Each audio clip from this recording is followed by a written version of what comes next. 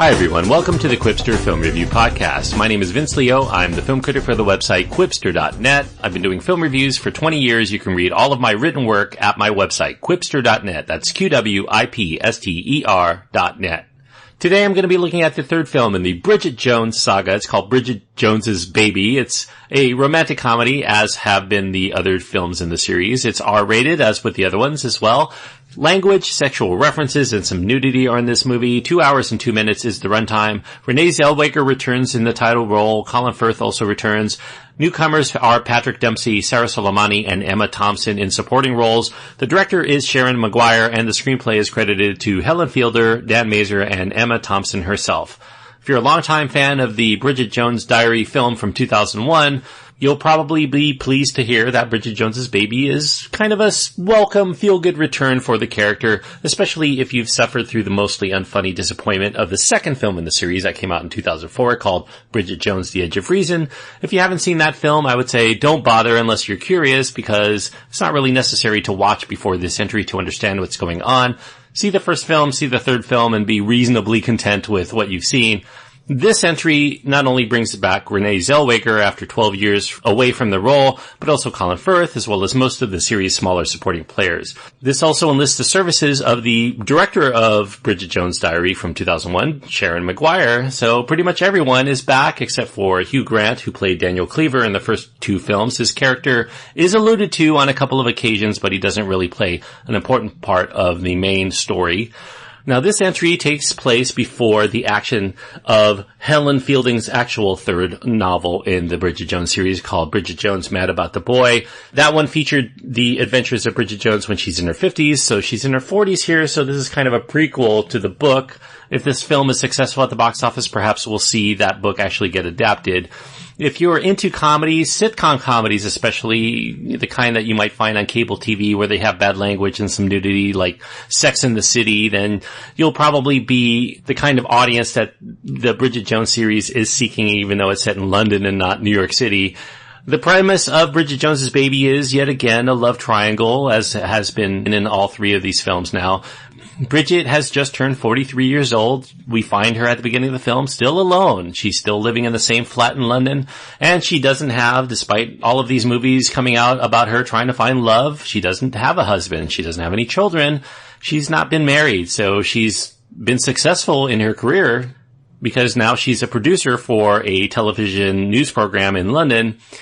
On the urging of a friend and colleague, Bridget gets cajoled into attending an outdoor music festival where people expect to get laid, in addition to listening to a lot of good music, I guess, and to get laid often, I might add.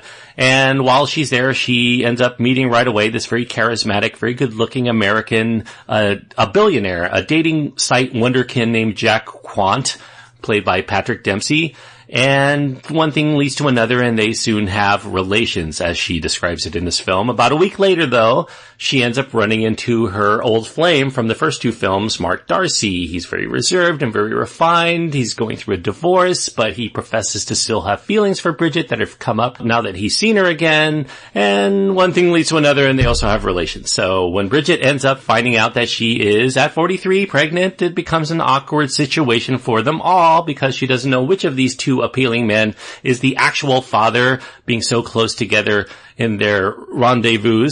So she hasn't really gotten the results of a test, so she has to accept the situation of responsibility and let them know individually that they may be the father of her baby, but she ends up not quite being able to tell them that they're not quite the father after they respond positively to it. So yeah, therein lies a problem. Somebody's going to get jilted at some point and find it a very crushing experience to find out that they're not the father. So that's the premise. It's a very punchy script. It's credited to the creator of Bridget Jones, at least in the novel form, Helen Fielding. You got two other Academy Award nominated screenwriters to touch up the script. You know, Emma Thompson here, she wrote Sense and Sensibility and got an Oscar nod for that one. She is also in the film. She has a supporting role as Bridget's obstetrician. She has a funny role. She ends up having to bite her tongue because Bridget is too busy wrangling over what she actually should do about her predicament. She ends up juggling both men with the notion that they're the father, and the obstetrician can only shake her head at what she's seeing here. And then The other Academy Award nominated screenwriter here is Dan Mazer. He is known for being in the ribald comedy camp. Very big laughs, usually of a bawdy nature. He wrote the screenplay for Borat, for instance, and that's one he got an Oscar nod for. So although the premise of a woman who doesn't know who the father is has been the source of comedy on TV and other mediums for many years, this one is a little bit novel in that it is about a middle-aged woman. For instance, we get this term in here called geriatric pregnancy. So we don't see a lot of women 35 plus get pregnant in movies and how that's going to affect their decision on what they should do. We also get this ageism at the workplace that's kind of novel too, because the TV station that hosts her show is looking for a more modern, more hipster-friendly workplace to kind of generate more fresh feel for the younger audience. Those things are at least rare enough to keep the entire movie from feeling like completely well-worn goods. It does take some suspension of disbelief, though, for the sake of the comedy, to presume that some sort of test on who the father is wouldn't have been done far, far sooner than the point when it actually takes place within the film. But I guess the writers of this movie probably feel they need this contrivance of the ignorance of everyone involved because they want to have comedy that stems from the rivalry of the suitors, as well as to keep viewers hooked in as to who actually is the father and what's going to happen, toward the end of the movie. So reportedly, there were several endings that were actually filmed to this movie, and I guess if that's the case, then they probably went with the one that tested better with audiences before they ended up choosing the one to release. I will say, I don't know what the other endings were like, but I ended up leaving fairly content with how things play out. Renee Zellweger, this is her first prominent big screen role in a while, probably over half decade. I think not since 2009 has she been the star of a movie that's been in wide release in the movie theaters. So it's easy to forget that she actually is a 3-time Oscar nominee. She even won one of the Oscars for Cold Mountain, and one of her Oscar nominations, the very first one she received, was back in 2001 for Bridget Jones' Diary itself. So this is the kind of role that she's known for, and she's very synonymous with that. And I know that a lot of people have criticized Renee Zellweger for not quite looking the same as how people remember her when she was in her 20s and 30s. There has been a few years since people have seen her, and as she's gotten into her mid-40s, there are some changes that take place in the aging process and people lose their minds. And I will admit, yes, it does take a while to cotton back to her the way she looks here, but she's a terrific actress nonetheless. As I mentioned, those Oscar nominations, and she sells this performance in very short order because she gives it a lot of good energy. She has a very keen awareness of her character's strengths as well as her vulnerabilities, so she's great. There's some nitpicks here with the story. For instance, the whole diary aspect of the film that carries over from the first film, it doesn't quite make sense, because if Bridget Jones were in the habit of keeping this daily journal, well, now she's using an iPad and not writing it down. Surely she doesn't have to keep recapping the things that have happened in her life since the last time we've seen her. This doesn't make sense. For instance, she mentions I'm at my ideal weight, but given the fact that we don't see her dieting, she must have reached that ideal weight some time ago. Why does she have to mention it again in her diary? It doesn't make sense there. So, that's a nitpick, I guess. Some people might nitpick the fact that apparently her birthday in this film is different than the birthday they mentioned in the first film, or that the age difference between Mark Darcy and her is different from the first film. And yeah, nitpickers will go to town on this movie for sure. And if that bothers you, maybe this is not the movie for you. But I do think that Bridget Jones's Baby is generally enjoyable in a low-reaching kind of way. If you can overlook the contrivances and some of the problems with the inconsistencies. There is an excessive length to the movie. Yeah, it creaks at over 2 hours. The first film was just barely over 90 minutes, so why we need this extra half hour when the first film adequately set up who she was and her peculiar world of characters and her situation. This movie really is padded with a lot of musical interludes. There's this on-the-nose soundtrack, what they call a jukebox soundtrack of hit after hit after hit. And, a lot of these songs are really there to drive the film's tone, the vibe. I think that the story and the characters themselves should be doing the brunt work of the feel-good feelings instead of the music, so it gets to be kind of overbearing in that way. There are 3 screenwriters, as I mentioned, and I guarantee you they did not collaborate on this screenplay together. They all gave their individual passes on the script because the plot and the jokes feel very schizophrenic. You know, for instance, in one scene, things are very wry, they're very witty. I assume Emma Thompson had her hand in some of those scenes, given her writing style. And then at other times, things are very slapsticky, very broad, very rude, cheerfully so, very bawdy. And that's no doubt the fingerprints of Mazer all over those scenes.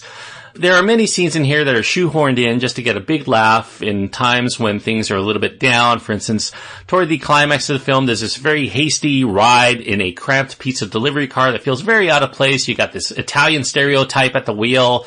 Obviously, they're just trying to install a big laugh set piece in this part of the film because there were very sentimental and semi-serious moments around it. So I guess they feel like they might lose the audience if they're not laughing at something, and it gets put in here for no real reason. While Bridget Jones' Baby is not the sort of sequel that's chock full of original ideas by any means, and the developments are not plausible at all, I think that if you're willing to overlook some of those things, if you're a fan of the first entry, you'll probably enjoy this as a long and coming follow-up, but a very welcome nostalgic return of Bridget Jones to the big screen to give you a few additional laughs, either at her expense or with her. And if you enjoy formula romantic comedies, this one is done reasonably well within that genre. So I'm going to give this film 3 stars out of 4. 3 stars on my scale means that I think that it is recommended with reservations, basically strictly for people who like romantic comedies. If you like that genre of films, this is going to be right up your alley. Certainly if you like the first film, you'll probably give this one a go and be reasonably entertained. You know, don't expect it to be as good as the first film, but it is, in my opinion, better than the second film by a long shot. So I would recommend it for people who have stuck through the series to this point, whether you see it out in the theaters or whether you see it, you know, when it comes out on streaming or VOD or DVD or whatever.